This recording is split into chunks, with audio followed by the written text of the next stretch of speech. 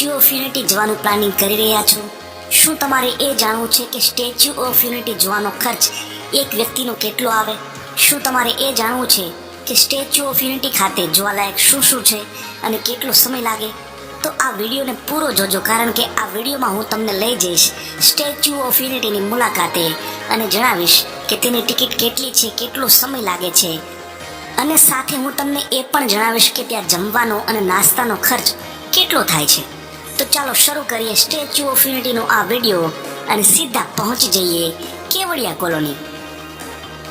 તો દોસ્તો, અત્યારે આપણે આવી પહોંચ્યા છીએ સ્ટેચ્યુ ઓફ યુનિટીથી 5 કિલોમીટર આગળ બનાવવામાં આવેલા શ્રેષ્ઠ ભારત ભવન પાસે. જી હા, આ એ જ જગ્યા છે કે જ્યાં તમારે ટિકિટ લેવાની છે.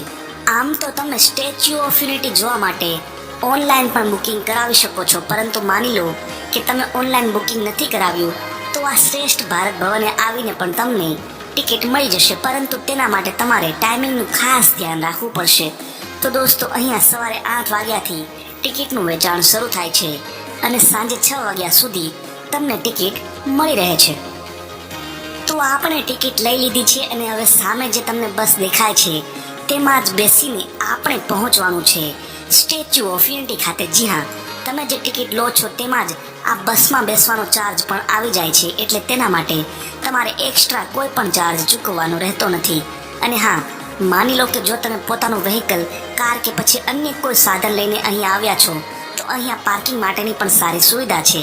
તમે ત્યાં પોતાનું વાહન પાર્ક કરીને આ બસમાં બેસીને સ્ટેચ્યુ ઓફ યુનિટી સુધી પહોંચી શકો છો.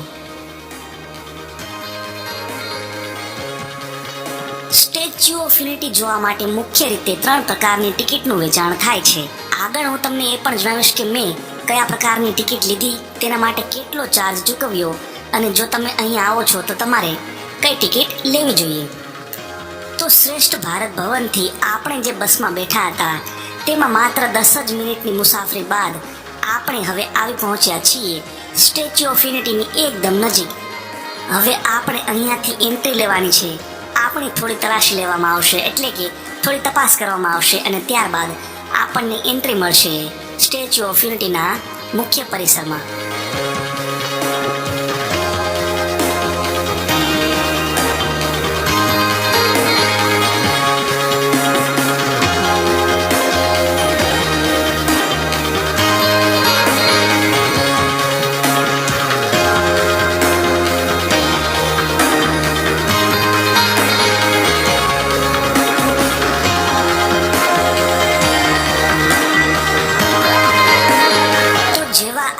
સ્ટેચ્યુ ઓફ યુનિટીના મુખ્ય પરિસરમાં એન્ટ્રી લઈએ છીએ કે સામે જ આપણને દેખાય છે સરદાર વલ્લભભાઈ પટેલની વિરાટ, વિશાળ અને ઐતિહાસિક આ પ્રતિમા.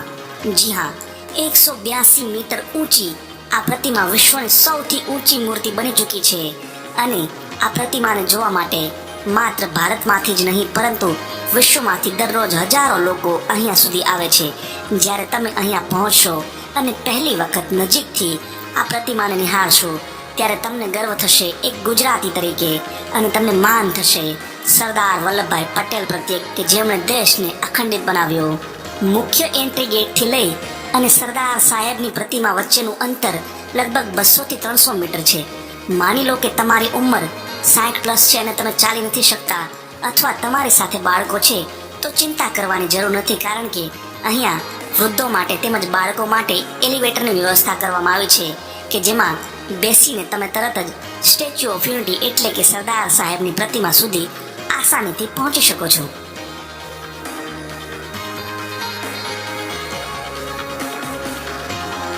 અને હવે આપણે આવી ગયા છીએ સ્ટેચ્યુ ઓફ યુનિટીના ચરણોમાં, એટલે કે સરદાર સાહેબના પગ સુધી. તમે જુઓ અહીંયાથી કેટલી વિરાટ લાગે છે આ મૂર્તિ. 31 ઓક્ટોબર 2018ના દિવસે દેશના પ્રધાનમંત્રી નરેન્દ્ર મોદીએ સ્ટેચ્યુ ઓફ યુનિટીને દેશ માટે ખુલ્લું મૂક્યું, અને ત્યારથી અત્યાર સુધી લાખો લોકો આ સ્થળની મુલાકાત લઈ ચૂક્યા છે. આ પ્રતિમાના ફૂટ સુધી એટલે કે પગ સુધી પહોંચ્યા બાદ તમે જ્યારે ઊંચી નજર કરશો, ઉપર નજર કરશો, ત્યારે તમને ખરો આભાસ થશે કે શા માટે આ પ્રતિમા આટલી વિરાટ છે, અને તમને એ પણ જાણવા મળશે કે આ પ્રતિમાને બનાવવા માટે કેટલી મહેનત લાગી હશે.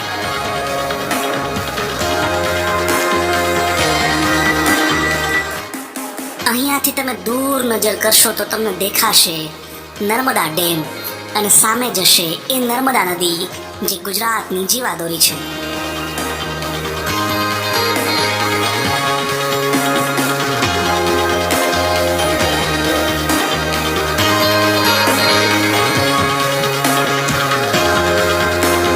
આ પ્રતિમાને નજીકથી નિહાળ્યા બાદ હવે સમય છે સરદાર સાહેબની આ પ્રતિમાના છાતીના ભાગે બનાવવામાં આવેલી વ્યુઇંગ ગેલેરી સુધી જવાનો કે જ્યાંથી આપણને નજારો જોવા મળશે આ નર્મદા ડેમનો અને ખૂબ જ સુંદર લાગે છે વ્યુઇંગ ગેલેરીથી નર્મદા ડેમ. તો ચાલો જઈએ, પરંતુ તે પહેલા મેં તમને વાત કહી હતી તેમ કેટલા પ્રકારની ટિકિટ અહીંયા હોય છે અને તમારે કઈ ટિકિટ લેવી જોઈએ તેની વાત કરી લઉં. તો દોસ્તો, સ્ટેચ્યુ ઓફ યુનિટીને જોવા માટે મુખ્ય રીતે 3 પ્રકારની ટિકિટ હોય છે. પહેલી હોય છે બેઝિક ટિકિટ કે જેને કહેવાય છે એન્ટ્રી ટિકિટ.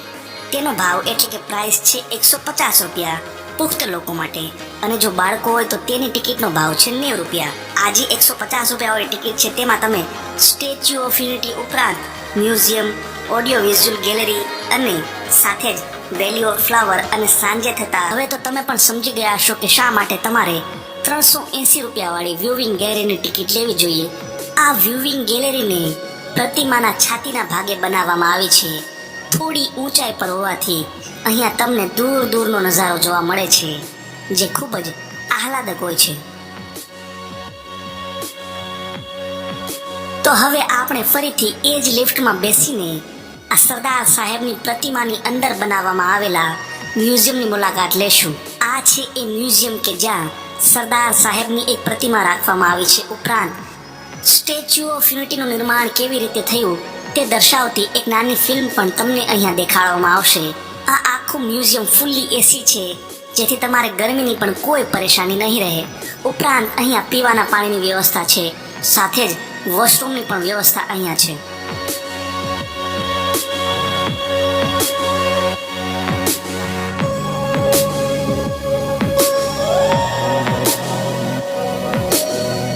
હવે આપણે જવાનું છે વેલી ઓફ ફ્લાવર જોવા કે જ્યાં અવનવા વૃક્ષો છે, અવનવા રોપા છે, અવનવા ફૂલો છે. પરંતુ તે પહેલા સમય થઈ ગયો છે થોડીક પેટ પૂજા કરવાનો, જેથી હવે હું તમને લઈ જઈશ અહીં બનાવવામાં આવેલા ફૂડ ઝોનમાં કે જ્યાં અલગ અલગ પ્રકારની ભોજનની વ્યવસ્થા છે. તો કંઈક આવું છે આ ફૂડ ઝોન જે સ્ટેચ્યુ ઓફ યુનિટીની એકદમ બાજુમાં જ છે. અહીંયા તમને ગુજરાતી, પંજાબી, ચાઇનીઝ અને કોન્ટિનેન્ટલ ભોજન પણ મળી રહેશે. પરંતુ અહીંયાની એક ખાસ ધ્યાનમાં રાખવા જેવી બાબત એ છે કે અહીંયા ભાવ થોડા વધુ છે. તો જો તમારે નાસ્તો અને ભોજનમાં વધુ ખર્ચ ન કરવો હોય તો તમે ઘરેથી પણ નાસ્તો અથવા તો ભોજન લઈને ત્યાં જઈ શકો છો અને ત્યાં બેસીને જમી શકો છો. પણ હા, જો તમારે તાજું જમવું હોય અને થોડું સારું જમવું હોય તો થોડા ભાવ વધુ ચૂકવીને તમે અહીંની ફૂડ ઝોનમાંથી કંઈક વસ્તુ લઈ અને ભોજન કરી શકો છો. થોડું ભોજન કર્યા બાદ હવે આપણે આવી ગયા છીએ વેલી ઓફ ફ્લાવરમાં. જી હા, અહીંયા છે દેશ વિદેશમાંથી લાવવામાં આવેલા અનેક જાણીતા અને અજાણ્યા રોપાઓ, સાથે જ કેટલાક રંગબેરંગી ફૂલો અને વૃક્ષો છે. અહીંનું વાતાવરણ એક ગ્રાઉન્ડ શોનો લાભ મળે